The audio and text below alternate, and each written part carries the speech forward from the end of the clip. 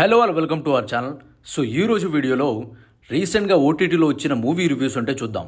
So ఈ లిస్ట్లో first one వచ్చేసి టచ్ మీ నాట్. అండ్ ఈ సిరీస్లో నవదీప్, దీక్షిత్ శెట్టి అండ్ కోమలి ప్రసాద్లు మెయిన్ లీడ్స్గా చేశారు. అండ్ ఈ సిరీస్ ప్లాట్ ఏంటంటే, సో సిరీస్ ఫస్ట్ ఎపిసోడ్లోనే ఒక అపార్ట్మెంట్లో ఒక సైకో కిల్లర్ నలుగురు లేడీస్ని దారుణంగా చంపేసి ఆ మర్డర్స్ని ఫైర్ యాక్సిడెంట్ లాగా కన్వర్ట్ చేస్తాడు. కట్ చేస్తే 10 సంవత్సరాల తర్వాత రాఘవ్ అంటే నవదీప్ ఒక పోలీస్ ఆఫీసర్, అలాగే రిషి అంటే దీక్షిత్ శెట్టి. రిషికి సైకోమెట్రిక్ అనే పవర్ ఉంటుంది. అంటే చనిపోయిన వాళ్ళను టచ్ చేసి వాళ్ళ గతం ఏంటి, వాళ్ళు ఎలా చనిపోయారు అనేది తెలుస్తుంది. సో ఈ ప్రాసెస్లో సిటీలో వరుసగా మిస్టరీ మర్డర్స్ జరుగుతూ ఉంటాయి.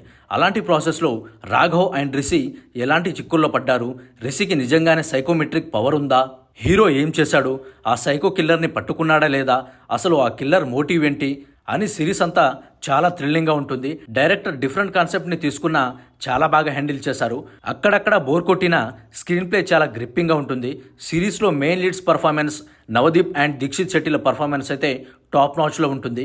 అండ్ మ్యూజిక్ ఓకే అన్నట్టుగా ఉంటుంది. బట్ సిరీస్లో రకరకాల ట్విస్ట్లతో జరిగే ఇన్వెస్టిగేషన్ మనల్ని ఎక్కడ కదలకుండా చూసేలా చేస్తుంది. సో థ్రిల్లర్ సిరీస్ అండ్ మూవీస్లను ఇష్టపడే వాళ్ళకి ఈ సిరీస్ అయితే ఒక విందు భోజనంలా ఉంటుంది. సో ఒక డిఫరెంట్ ఎంగేజింగ్ థ్రిల్లర్ సిరీస్ని మీరు చూడాలనుకుంటే ఈ సిరీస్ని తప్పకుండా చూడాల్సిందే. అండ్ 6 ఎపిసోడ్స్ ఉన్న ఈ సిరీస్ చాలా థ్రిల్లింగ్ అండ్ చాలా గ్రిప్పింగ్గా ఉంటుంది. ఎక్కడ కూడా మన ఎక్స్పెక్టేషన్స్ని డౌన్ చేయకుండా ఉంటుంది. అండ్ ఈ సిరీస్ని మీరు చూడాలనుకుంటే జియో హాట్స్టార్లో స్ట్రీమ్ అవుతుంది. డెఫినెట్గా చూసి ఎంజాయ్ చేయండి. అండ్ ఈ లిస్ట్లో నెక్స్ట్ వన్ వచ్చేసి హోమ్ టౌన్. అండ్ ఈ సిరీస్లో రాజీవ్ కనకాల, ఝాన్సీలు మెయిన్ లీడ్స్గా చేశారు. ఇదొక రూరల్ విలేజ్ డ్రామా సిరీస్ అని చెప్పొచ్చు. అండ్ ఈ సిరీస్ ప్లాట్ ఏంటంటే, ప్రసాద్ అంటే రాజీవ్ కనకాల, ఆయనకి ఒక ఫోటో స్టూడియో ఉంటుంది. ప్రసాద్ తన కొడుకుని పై చదువుల కోసం ఫారిన్ పంపించాలని కలలు కంటాడు. కానీ తన కొడుకు శ్రీకాంత్ ప్రతి సబ్జెక్టులోనూ తక్కువ మార్కులు తెచ్చుకుంటూ ఉంటాడు. కానీ తన కూతురు జ్యోతి మాత్రం చదువుల్లో టాపర్. అలా ఆ ప్రాసెస్లో శ్రీకాంత్ బీటెక్ ఫెయిల్ అవుతాడు. అప్పుడు ప్రసాద్ ఏం చేశాడు, వాళ్ళ ఫ్యామిలీలో ఎలాంటి ఇన్సిడెంట్స్ జరిగాయి, ఫైనల్గా శ్రీకాంత్ ఫారిన్కి వెళ్ళాడా లేదా అనేది తెలుసుకోవాలంటే మీరు ఈ సిరీస్ చూడాల్సిందే. సో ఏంటంటే, ఈ సిరీస్ని has 90s middle class biopic టైప్లో ప్లాన్ చేశారు. అండ్ మేకర్స్ కూడా వాళ్లే కాబట్టి సో ఆ స్క్రీన్ ప్లేలో సీన్స్లో ఆ ఫ్లేవర్ అయితే కనిపిస్తూ ఉంటుంది. బట్ హ్యాస్ 90s అంతా మాత్రం ఇంప్రెస్ చేయలేకపోయారని చెప్పాలి. కొన్ని కామెడీ సీన్స్ అయితే చాలా బాగుంటాయి. అండ్ ఎమోషనల్ సీన్స్ కూడా ఓకే అన్నట్టుగా ఉంటుంది. మెయిన్ లీడ్స్ చేసిన రాజీవ్ కనకాల అండ్ ఝాన్సీల పర్ఫార్మెన్స్ అయితే డీసెంట్గా ఉంటుంది. అండ్ క్యారెక్టర్స్కి తగ్గట్టుగా వాళ్ళ డ్రామా కూడా బాగానే వర్కౌట్ అయింది.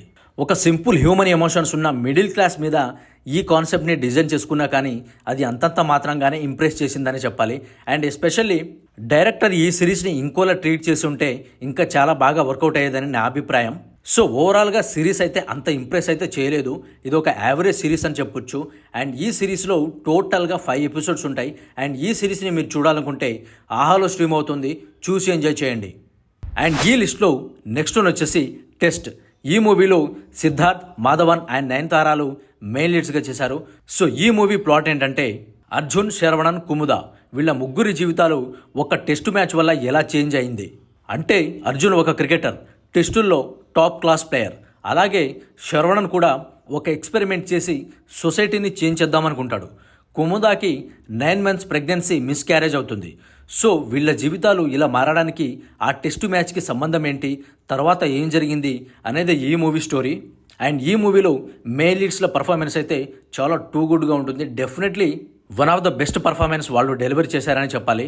త్రిష అండ్ మీరా జాస్మిన్ల పర్ఫార్మెన్స్ కూడా చాలా డీసెంట్గా ఉంటుంది.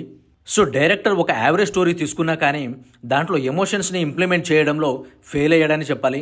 అంటే ఎమోషన్స్ని మనం అంతగా కనెక్ట్ అవ్వలేము. సో స్క్రీన్ ప్లేలో గ్రిప్పింగ్ లేకపోవడం వల్ల ఏదో డ్రామా నడుస్తుంది అన్నట్టుగా ఉంటుంది. సో మేబీ అందుకే ఈ మూవీ మేకర్స్ కూడా ఈ మూవీని థియేటర్లో రిలీజ్ చేయకుండా ఓటీటీలో రిలీజ్ చేసేశారు. సో డెఫినెట్గా ఈ మూవీని మీరు చూడాలనుకుంటే ఇదొక యావరేజ్ మూవీ అని చెప్పొచ్చు. అండ్ ఈ మూవీని మీరు చూడాలనుకుంటే నెట్ఫ్లిక్స్లో అవైలబుల్గా ఉంది, చూసి ఎంజాయ్ చేయండి. సో ఇది గైస్ ఈ మూవీస్ రివ్యూ వచ్చేసి.